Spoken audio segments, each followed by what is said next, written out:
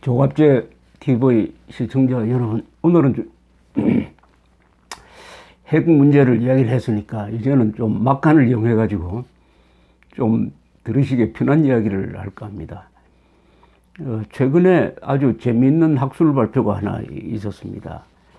이 스웨덴에서 있었는데요. 스웨덴 웁살라 대학의 고고학자 욘슨 교수라는 분이 국제 학술지 미국 물리 인류학 저널에 발표하기를 19세기 말에 발굴된 비르카란 데서, 스웨덴 비르카란 데서 발굴된 어떤 무덤의 피장자, 무덤에 묻힌 사람 유골 만나봤죠. 유골을 최신 기법으로 DNA를 조사를 했더니 여성으로 밝혀졌다.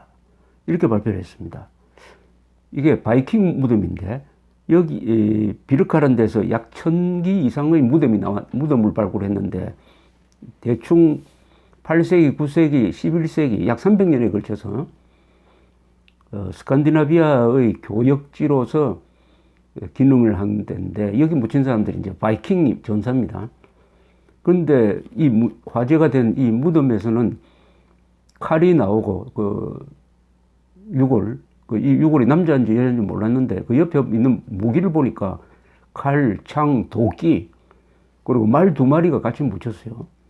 그래서 이건 남자일 것이다 라고 추정을 했는데, DNA 조사를 해보니까 약 30살에 죽은 여자로 추정됐답니다. 여자로 추정되었다. 이런 이야기가 나와서, 아니 그 여자일 리가 있느냐, 여자가 무슨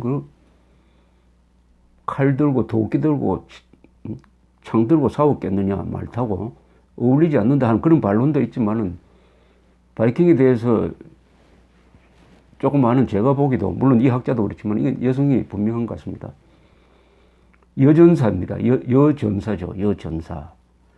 이 바그너가 이분이 게르만족, 특히 이 바이킹, 고대 바이킹이라고 하면은 북쪽에 사는 게르만족이라고 보면 되죠. 북쪽 게르만족입니다. 바이킹이 게르만족입니다. 바이킹 후손들이 지금 사는 데가 어딥니까? 덴마크, 노르웨이, 스웨덴, 아이슬란드고요.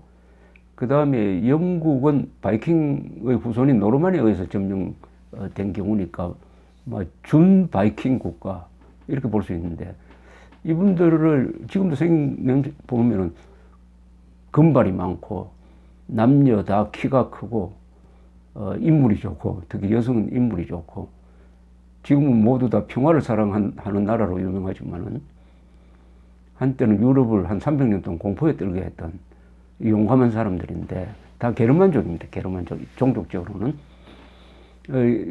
게르만족에서 북쪽에 사는 사람, 북구, 여기는 독특한 전설도 있고 신앙도 있었습니다.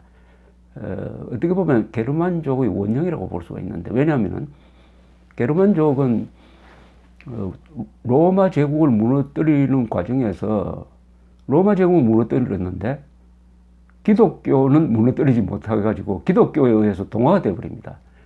동화된다보다 순화가 되어버리죠. 그래서 독실한 기독교 신도가 되는 거죠. 로마 제국을 무너뜨리고 기독교인이 됩니다. 기독교의 수호자가 되는 거죠. 그리고 로마 제국을 무너뜨린 다음에 유럽의 곳곳에서 왕국을 만듭니다. 고트 왕국, 반달족도 있고, 그 다음에 프랑크, 제일 유명한 게 프랑크족 아닙니까? 프랑크라는, 지금 프랑스의 원형이 되는데, 이렇게 해가지고 유럽 각국에 세운, 앵글로 색슨족도 이게 게르만족이니까, 나라는 전부 다 이게 지배민족이 게르만족이었습니다. 게르만 전사 집단이었죠. 그때 세운 나라가 어떻게 보면 유럽의 지금, 네이션 스테이트의 원형이니까, 지금도 이 세계는 게르만족이 리드하는 세계라고 볼 수가 있습니다. 종족적으로 너무 깊게 들어가면 또 인종주의라는 이야기를 들을 수가 있으니까 이 정도로 하고요. 그래서 이 게르만족의 신화를 가지고 오페라를 만들면은 여러 개가 있는데, 특히 바그너가 작곡한 게 많죠. 리베룽겐의 반지. 거기에 신화 속의 여자 전사가 나오는데 발키리라고 합니다. 발키리. 몇 년 전에 발키리라는 영화가 있었습니다. 그것은 탐 크루즈가 나오는 히틀러 암살 작전의 이름입니까? 암살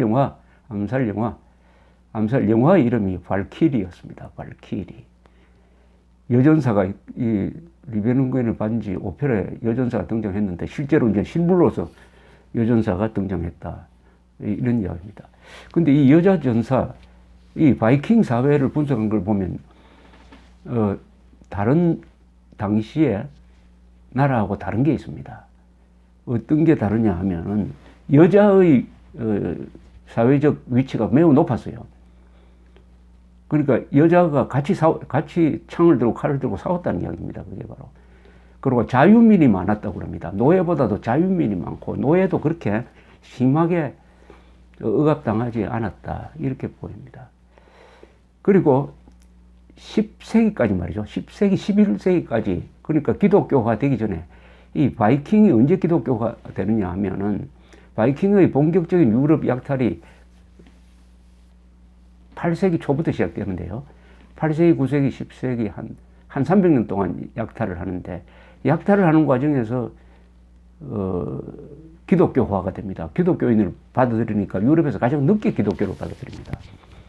그때까지 이 사람들이 장례 습관을 보면은 죽은 사람을 배에 태워가지고 배에 불을 질러가지고 이제 화장을 하는데, 그때 남자 전사 같으면은 순장을 해요. 순장. 그 모셨던 주로 여자죠. 여자종을 같이 죽입니다. 죽여가지고 같이 화장을 합니다. 아주 생생한 기록이 당시에 그 스웨덴 바이킹하고 이 장사를 했던 아랍 사람이 남긴 기록에 아주 자세하게 써진 기록이 있습니다. 그게 한 10세기경의 이야기죠. 그러니까 유럽에서는 가장 미개했던 사람들이 바이킹입니다. 그러니까 이게 여자 전사가 나왔다는 것은, 여기 또 말이 있다는 것은, 이 바이킹이 또 말을 잘 탔어요. 바이킹은 배만 잘 먹는 게 아닙니다. 말을 잘 타고 기병 전략이, 전술이 아주 뛰어났습니다. 그 노르만디에 정착을 했습니다. 바이킹이 워낙 불란서를 막 공격하고 하니까 불란서 왕이 골치가 아파가지고 노르만디를 떼어 죽었습니다. 여기서 살아라고. 우리한테 그러나 내한테 충성을 맹세하라 해가지고 거기서 살면서 노르만디 공국을 만들어가지고, 또 불란서 사람하고 접촉을 하다 보니까 불란서의 고급 문화를 받아들이고, 봉건 제도를 받아들이고, 기사 제도를 받아들이고, 그러니까 바이킹의 용맹성과 프랑스의 문명이 서로 결합이 돼가지고 잡종 강세가 나오는 거예요. 그게 노르만입니다. 노르만이죠. 뭐 세계 최강의 군사 문화죠. 그래서 이 바이킹의 이 군사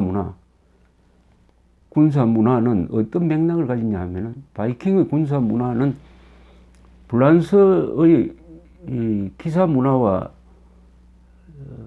일종의 통합이 되면서 노르만이 됩니다. 노르만의 군사 문화로 하나 업그레이드가 됩니다. 업그레이드가 된다는 것은 군사 문화를 뒷받침할 만한 제도가 있어야 되는 거 아닙니까? 행정 제도도 있고 무기도 있어야 되고, 그래가지고 업그레이드가 된 상태에서 1066년에 그 노르만 전사가 영국으로 쳐들어가죠. 잉글랜드에 상륙해가지고 헤이스팅스 전투에서 앵글로 색손족의 귀족 전투단과 헤이스팅스에서 각각 한 7,000명씩 대기를 해가지고 거기서 전멸해버립니다. 이 앵글로 색손족이. 노르만이 한 전투에서 그냥 잉글랜드의 지배 세력을 다 일소를 하고 1066년부터 노르만 왕조가 잉글랜드를 다스리고, 이게 웨일즈, 아일랜드, 스코틀랜드까지 점령해서 영국의 기반을 만들고, 그 영국이 그때까지는 맨날 대로부터 침략받던 나라가 노르만 왕조가 이입이 되면서 그 사람들이 좋은 제도를 만들고 해가지고 민주주의도 발전시키고 군사제도도 발전시키고 산업화에도 제일 먼저 성공하고, 그 에너지가 해외로 분출돼가지고 세계 4분의 1을 식민지로 만드는 그 원동력이 바이킹, 노르만, 영국, 그 다음에 미국으로 갔겠죠. 이게 서양 군사 문화의 어떻게 보면 본류라고 할 수 있습니다. 핵심이죠. 바이킹, 노르만, 영국, 미국으로 연결되는. 그래서 이 바이킹의 군사 문화를 아주 전설화하고 숭배하고 하는 그런 분위기가 많습니다. 특히 바이킹을 좋아했던 사람이 아까 바그너 했는데 히틀러였습니다. 히틀러가 바이킹을 아주 숭배하다시피 했습니다. 바이킹 문화, 신화에 대해서. 히틀러가 또 바그너의 숭배자였죠.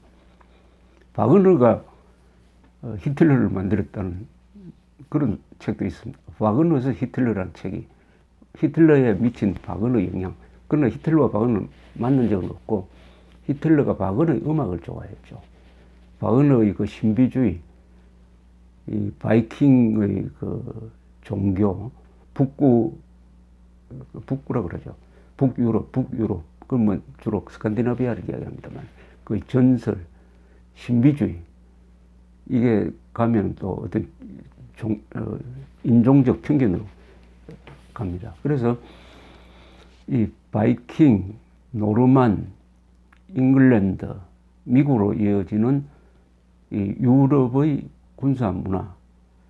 이 군사 문화의 특징은 전쟁할 때는 용감하고 무자비하지만은 일단 통치를 시작을 하면은 개방적으로 한다. 실용적으로 한다. 종교차별을, 인종차별을 적게 한다. 이 사람들은 실력주의죠. 실력 가진 사람들은 다 중용을 한다. 그 실력 가진 사람이 이슬람 사람이라도 쓴다. 그래서 이 노르만 사람들이 유럽에 가서 남겨놓은 건축 양식이 로마네스크 양식인데, 그 로마네스크 양식의 건축에 들어간 기술을 보면은 유럽도 있지만 이슬람과 비잔틴, 동로마 제국이죠. 비잔틴을 섞은 게 많습니다.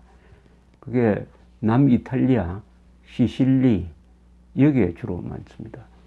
제가 지난 여름에 다녀온 노르만 세력의 한 근거지였던 살레르노에 있는 유명한 성당은 그게 종탑은 아랍과 비잔틴이 섞인 것이고, 그 성당은 로마네스크식이고 해가지고 아주 그 건물 하나가 당시 유럽의 여러 문명의 종합품이었습니다. 거기서 이 여전사가 등장을 했다. 이 사람들은, 이 바이킹 사람들의 인생관은 무엇이었느냐 하면은 전장에서 용감하게 싸우다가 죽는 것을 최고의 인생의 가치로 생각을 했습니다. 전장에서 누워서 죽는 게 아니라 전장에서 용감하게 싸우다가, 아니 미친 듯이 싸우다가 죽는 것이 최고의 인생 가치다. 그래서 이 바이킹에서 나온 단어가 많습니다. 로우라는 말이죠. 법이 이게 바이킹 말입니다. 바이킹이 법치를 매우 중요시한 사람입니다. 바이킹은 싸움은 할 줄 아는 게 아니고요. 법치, 어디를 가나 법치를 중심으로 나라를 세운 사람들입니다. 로우란 말이 저 바이킹에서 나온 어원이고요. 베르세르크란 말이 있습니다. 버스크라고 그러죠. 그대로 하면 베르세르크인데 B-E-R-S-E-R-K. 버스크, 아주 독특한 용어입니다. 이걸 사진 찾아보면은 광전적이다 이렇게 써 있어요. 미칠 광자에다가 전쟁 전자에다가 광전적이다. 전쟁을 미친 듯이 좋아한다. 전쟁을 하면서, 전투를 하면서 환희를 느낀다. 이런 뜻입니다. 버스크, 베르세르크. 이게 아마 애들한테 물어보면은 게임에도 아마 이 베르세르크란 말이 주인공인지 누가 나옵니다. 그리고 아까 그 발키리라는 말, 베르세르크. 그래서 이 사람들은 자기의 운명대로 바이킹의 인생관은 모든 사람들에게 주어진 운명이 있다. 그 운명을 거부하지 말고 운명대로 살아야 된다. 운명대로 살아야 되는 것이, 그 운명을 받아들이고 숙명을 받아들이고 남자답게 당당하게 싸우다가 죽어야 한다. 그래서 전장에 나가기 전에는 돌에 시를 한 수 남기고 가곤 했습니다. 시를 한 수 남기고. 일본의 사무라이들이 이런 할복 자살하기 전에 시를 써서 남기고 자살을 하곤 했습니다. 시를. 일본 사무라이들하고 이 바이킹의 인생관이 좀 비슷한 면이 있습니다. 일기일회라는 말이 있죠. 일본 사람들이 자주 쓰는. 인생은 한 번의 기회를 멋지게 아름답게 살아야 한다. 사무라이들의 인생관, 죽음의 미학, 그게 바이킹의 죽음의 미학과 좀 통하는 점이 있습니다. 아시아에서 군사 문화가 비교적 잘 정리된 것이 있다면 그것은 일본의 무사도입니다. 무사도. 무사도는 뭐냐 하면은 그것은 죽는 것이다. 이렇게 이야기를 하곤 합니다. 유럽에서는 바이킹 노르만으로 이어지는 이 군사 문화. 어쨌든 그런데 일본에서는 여자가 칼을 들고 여자 사무라이는 없었습니다. 없었는데 바이킹에서는 여전사가 있었다고 하니까 예상은 했지만 아주 새롭게 보입니다. 지금 세계에서 양성평등이 제일 잘 돼 있는 나라가 노르웨이, 스웨덴, 덴마크 아닙니까? 이게 바이킹의 전통입니다. 사실은 바이킹의 전통. 전쟁을 하도 많이 하고 많이 죽이고 남을 괴롭히다가 보니까 아마 득도를 했는지 해탈을 했는지 이 사람들이 이 덴마크, 스웨덴, 노르웨이가 이제는 평화적인 나라, 평화의 상징으로 돼서 이분들이 노벨 평화상을 스웨덴과 노르웨이가 노벨 평화상을 만들어서 주는데 1000년 전만 해도 가장 무서운 싸움꾼이었다. 싸움꾼이 평화의 사도로 바뀌었다. 역사의 아이러니이고 아이러니일 뿐만 아니라 역사의 재미있는 점이기도 합니다. 감사합니다.